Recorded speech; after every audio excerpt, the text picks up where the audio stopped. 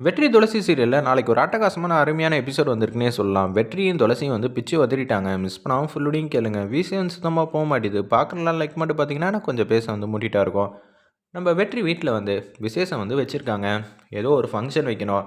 டேய் வெற்றிக்கிட்ட முதல்ல சொல்லுடா, ஃபங்க்ஷனே வந்து அவங்களுக்காக தான் பண்ணுறது. இந்த வீட்டில் வந்து நல்லது எல்லாம் நடக்கணும்னா இது மாதிரிலாம் பூஜை எல்லாம் பண்ண சொல்லியிருக்காங்க அப்படின்னு சொன்னோன்னே, சரிண்ணே நான் முதல்ல சொல்லிடுறேன்னு சொல்லிட்டு வெளியில் வந்து போகிறாங்க வெற்றியோட ஃப்ரெண்ட்ஸ்லாம். அப்படி அண்ணன் வீட்டில் வந்து விசேஷம் வச்சுருக்காங்களாம், நீங்கள் கட்டாயம் வந்து வீட்டில் தான் இருக்கணும்னு அப்பாவும் அம்மாவும் சொல்லியிருக்காங்க. ஏன்டா இவங்களுக்கெல்லாம் வேறு வேலையே இல்லையா? நான் துளசி மனசை வந்து மாற்றி எப்படி இருந்தாலும் என் காதலை வந்து வெளிப்படுத்தணும். ஆமாம், ஏற்கனவே ஒரு வாட்டி தான் லிஃப்ட்டில் வந்து போனீங்க. கடைசியில் வந்து எதுவுமே வந்து சொல்லவே மாட்டேங்கிறீங்க. என்னண்ணே சொல்கிறதுக்கு என்னண்ணா இவ்வளோ தயக்கமாக இருக்கீங்க? இப்படியே நீங்கள் பண்ணிகிட்டு இருந்தீங்கன்னா நீங்கள் துளசியை வந்து விட்டு கொடுக்க வேண்டியதான். ஏய் அப்படியெல்லாம் இன்னொரு வாட்டி சொல்லாத. அடுத்த வாட்டி நான் யார் என்ன ஏதுன்னு காட்டுறேன் அப்படின்னு சொல்கிறாங்க. சரிப்பா பார்ப்போங்கிற மாதிரி சொன்னோன்னே, என்னடா வர வர மரியாதையே இல்லாமல் போகுது அப்படின்னு சொல்லி கேட்டோன்னே, நான் உரிமையாக கேட்காம வேறு யார் கேட்க போகிறா? அதுவும் கரெக்டு தான். சரி வீட்டில் போய் ஒரு அட்டண்டன்ஸை போட்டு வந்துடுவோன்னு சொல்லிட்டு அப்படியே வீட்டுக்குள்ளே வந்து வந்துகிட்டு இருக்காங்க. வெற்றி எங்கேயும் போகக்கூடாது, பூஜையெல்லாம் வந்து வச்சுருக்கோம்ல அப்படின்னு சொன்னேன். எதுக்கான பூஜை என்ன ஏதுன்னு கேட்டு போண்டா, கேட்டு தெரிஞ்சுக்கணும் அப்படின்னு சொல்லும்போது, இதை எப்படா நான் கேட்க முடியும்? ஐயர் வருவார், வந்தால் வந்து இந்த பற்றின பூஜையெல்லாம் என்ன ஏதுன்னு கேளுங்க அப்படின்னு சொல்லும்போது, சரி சரிங்கிற மாதிரி சொல்கிறாங்க. அப்பன்னு பார்த்து வெற்றியோட அண்ணி இருக்காங்களே அவங்க கிட்ட வந்து வெற்றியோட அம்மா வந்து பேசுகிறாங்க. அம்மா இது ஒரு விசேஷமான பூஜைம்மா, கல்யாணம் ஆனவங்களுக்கு சிறு சிறப்புமா, செம்மையாக வந்து வாழ போகிறாங்கன்னு சூப்பராக வந்து வேண்டிக்கிற பூஜை தான். அதனால் நீங்கள் கண்டிப்பாக இந்த பூஜையில் வந்து கலந்துக்கணும் அப்படின்னு சொன்ன விஷயத்த வந்து காது கொடுத்து கேட்டுட்டாங்க. அண்ணா கல்யாணம் ஆனவங்க வந்து இது மாதிரி நல்லபடியாக வந்து இருக்கணும்னா இந்த பூஜையெல்லாம் பண்ணுவாங்களாண்ணே அப்படின்னு சொல்லும்போது, அப்படியாடா அப்போனா இந்த பூஜையில் வந்து அவங்களுக்கு என்ன கொடுக்குறாங்களோ அதை நான் எப்படி இருந்தாலும் வந்து துளசிக்கிட்ட கொண்டு போய் சேர்க்கணும். நீயானே கொண்டு போய் சேர்க்க போகிற, இதை நாங்கள் நம்பணுமா? இந்த வாட்டியாவது மிஸ் பண்ணாதானே? கண்டிப்பாடா அப்படின்னு சொல்லி யோசிச்சுட்டு இருக்காங்க. அதே மாதிரி வீட்டில் வந்து பூஜையெல்லாம் வந்து சூப்பராக நடந்துகிட்டு இருக்கிறப்ப, வீரா தலையில் வந்து பூ வைப்பா அப்படின்னு சொல்லி அந்த இடத்துல வந்து நம்ம கதிர்கிட்ட வந்து கொடுக்குறாங்க வெற்றியோட அண்ணன்கிட்ட. அதே மாதிரி அவங்க ஒய்ஃப் வீரா கிட்ட வந்து தலையில் வந்து பூ வச்சு விட்றாங்க.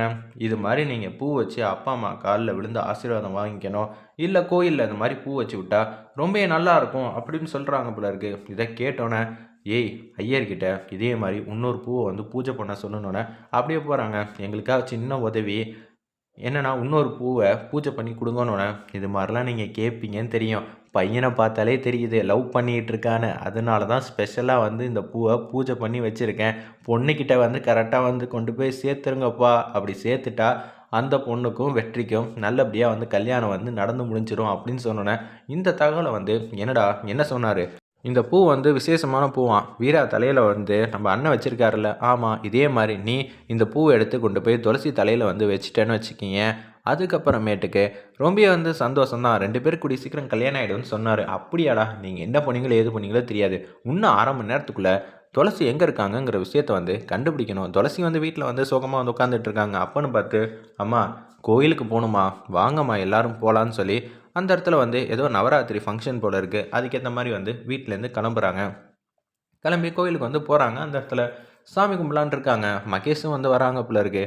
ஏம்மா நிச்சயம் வந்து இந்த ஃபங்க்ஷன் முடியறதுக்குள்ளே உனக்கான வாழ்க்கையும் கடவுள் வந்து காட்டுவாப்பில், நீ எதுக்கும் கவலைப்படாத, உன் மனசில் இருக்கிற குறை எல்லாம் வந்து தீந்துடும். நான் என்னமா பெருசாக வந்து ஆசைப்பட போகிறேன், எனக்கு வாழ்க்கையெல்லாம் வேணும்னு ஆசைப்படலாமா, ஆனால் அந்த தியா வந்து நல்லபடியாக இருக்கணும். என்னோடய பொறுப்பை வந்து நான் என்றைக்குமே வந்து தவறுனதில்லை. தியாவை எனக்கு ரொம்பவே பிடிக்கும்.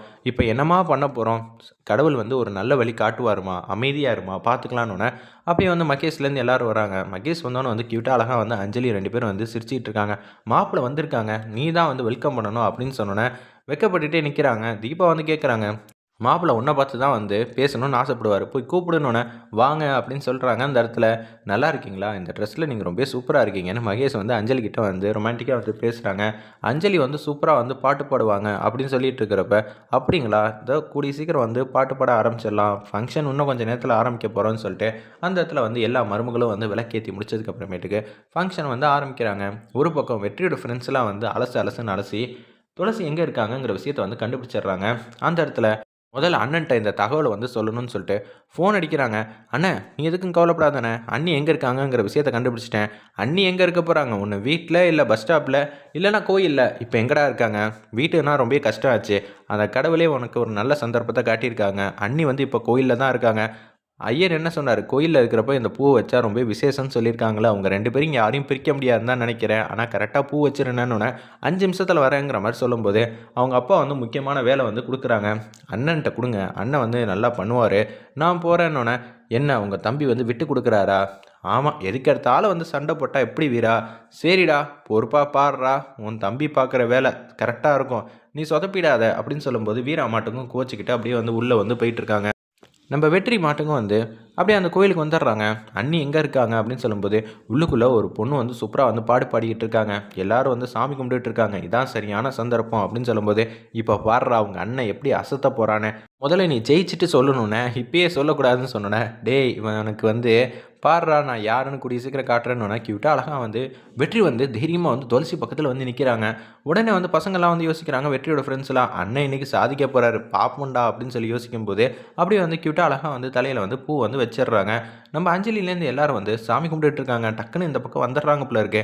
அண்ணன் வந்ததெல்லாம் ஓகே தான், ஆனால் அவங்க பக்கத்தில் நின்றுருக்கலாம்ல, எதுக்குடா வம்பு, முதல்ல இந்த பூவை கொண்டு போய் சேர்த்தாலே போதும்னு சொல்லிட்டாங்களே, எங்கள் 2 பேருக்கும் தான் கல்யாணம்னு சொல்லி வாய மூடல. அதுக்குள்ளே வந்து பெல் வந்து டக்கு டக்குன்னு அடிக்குது. எப்பட்றா நம்ம தலையில் இப்போ பூ வந்திருக்கு, ஒன்றும் புரியலையே, வீட்டிலேருந்து வரப்போ கூட பூ எதுவும் இல்லையே அப்படின்னு சொல்லும்போது, என் பொண்ணுக்கு நல்லபடியாக ஒரு வாழ்க்கையை வந்து காட்டுத்தாயே, உன்னை தான் நம்பிக்கிட்டு இருக்கேன். துளசி வாழ்க்கையில் எப்போதும் ஆசைப்பட்ட மாதிரி தியாவும் இருக்கணும், கூடிய சீக்கிரம் கல்யாணமும் ஆகிருக்கணுங்கிற மாதிரி லட்சுமி அம்மா வந்து சந்தோஷமாக வந்து சாமி கும்பிட்டுட்டு இருக்காங்க அந்த இடத்துல. உடனே பெல் வந்து அடித்தோடனே, கூடிய சீக்கிரம் எங்கள் ஆசையை வந்து நிறைவேற்றிடுவேன் அப்படின்னு சொல்லி சந்தோஷமாக ஆனந்தமாக வந்து, எதுக்கும் கவலைப்படாத, கடவுள் நம்ம பக்கம் தான் இருக்காங்கன்னு லட்சுமி அம்மா வந்து சொல்லிகிட்டு இருக்காங்க. அப்பன்னு பார்த்து நம்ம ஜெகன் இருக்கார்ல, அவங்க வந்து பேசுகிறாங்க. எப்படி இருந்தாலும் லட்சுமி அம்மாவையும் துளசியும் கூப்பிட்டு பேசுவோம். அவங்க வந்து சொத்து பணம்லாம் ஆசைப்படுவாங்க, அதெல்லாம் கொடுத்துட்டோன்னு வச்சுக்கிங்க, அதுக்கப்புறம் என்ன எங்கே வேணாலும் கையெழுத்து போடுவாங்க. ஒட்டுமொத்த சொத்தையும் நம்ம பேரில் எழுதினதுக்கப்புறமேட்டுக்கு பிரச்சனையே இல்லை அப்படின்னு சொல்கிறாங்க. ஏய் இதெல்லாம் சரிப்பட்டு வருமா? இப்போதைக்கு ஏதாவது ஒன்று கொடுப்போமா, கொடுத்தா தான் உங்கள் அண்ணனோட என்டையர் சொத்தும் நம்ம பேரில் வந்து வரும். அந்த குடும்பம்லாம் வந்து பெருசாலாம் ஆசைப்பட மாட்டாங்க, ஒரு காரை வாங்கி கொடுத்தா கூட போதுங்கிற மாதிரி அந்த இடத்துல ஜெகனோட அம்மா வந்து சொன்னோன்னே, சரி அது மாதிரியே பண்ணிடலான்னு ஃபோன் அடிக்கிறாங்க. அந்த இடத்துல தியா நீ வந்து துளசி அம்மாவை பார்க்கணும்ல அப்படின்னு சொன்னோன்னே, ஆமாம் பார்க்கணுன்னொன்னே நீ ஃபோனை கொடுத்தோன்னே வந்து துளசி வந்துக்கிட்ட வந்து பேசுகிறாங்க. தியா அம்மா நீங்கள் வரீங்களாம்மா, வீட்டில் வந்து பார்க்கணுன்னு ஆசையாக இருக்குங்கிற மாதிரி சொன்னோன்னே அப்படியே வீட்டில் வந்து மாதம் வந்து வராங்க. வந்தோன்னே வந்து அப்படியே கேஷுவலாக வந்து எல்லோரும் வந்து உட்காந்துட்டு இருக்காங்க. உங்களுக்கு என்ன வேணும்னு சொல்லுங்கள், சொத்து வேணுமா இல்லை கார் வேணுமா, எதுவாக இருந்தாலும் நான் வாங்கி தரேன், ஏன் சொந்தமாக ஒரு வீடு கூட வாங்கி தரேன்னொன்னே, எங்களுக்கு அதெல்லாம் எதுவும் வேணாம், எங்களுக்கு தியா தான் வேணுங்கிற மாதிரி அந்த இடத்துல வந்து கேட்குறாங்க நம்ம லட்சுமி அம்மா. இதை கேட்டோன்னு வந்து செம்மையாக வந்து கடுப்பாயிட்டாங்க ரகு. என்னடா அது, அவங்களே வந்து 10 லட்சம் வேணுமா 20 லட்சம் வேணுமான்னு கேட்குறாங்க, காசை வாங்குவோமா, இப்படியெல்லாம் வந்து நம்ம அம்மா வந்து பேசிகிட்டு இருக்காங்களேன்னு சொல்லி ரகு வந்து கோவப்படுறாங்க. உடனே அந்த இடத்துல வந்து லட்சுமி அம்மா வந்து கேட்குறாங்க, நான் கேட்டதுக்கு பதிலே சொல்லி இப்படியெல்லாம் வந்து பேசுவீங்கன்னு நான் நினச்சி கூட பார்க்கல, இது உங்கள் வீட்டுக்கும் உங்களுக்கும் சம்மந்தமே இல்லாமல் இருக்குது, இப்படியெல்லாம் கேட்குறீங்கன்னு சொல்லி இங்கிலீஷில் வந்து திட்டினோன்னே லட்சுமி அம்மாவுக்கு கோவம் வந்துடுச்சு. அவங்க தான் ஆல்ரெடி வந்து இங்கிலீஷில் பூந்து விளையாடுவாங்களே, அதனால் இங்கிலீஷ்லேயே வந்து பேச ஆரம்பிச்சிட்டாங்க. பணம் இருந்தால் என்ன வேணாலும் சாதிக்கலாம்னு நினப்பா, முதல்ல அந்த கோவத்தையும் அகம்பாவத்தையும் விட்டு, அப்போ தான் நீ நல்லா இருப்ப. இன்னொன்று எங்களை பார்த்தா உங்களுக்கு எப்படி தெரியுது அப்படின்னு சொல்லி கண்ணா அப்படின்னா இவங்களும் வந்து பேசினோன்னே, மரியாதை கொடுத்து மரியாதை வாங்க கற்றுக்கன்னு சொல்லி லட்சுமி அம்மாவும் வந்து சூப்பராக வந்து இங்கிலீஷில் பேசி அப்படியே வந்து முடிக்கிறாங்க.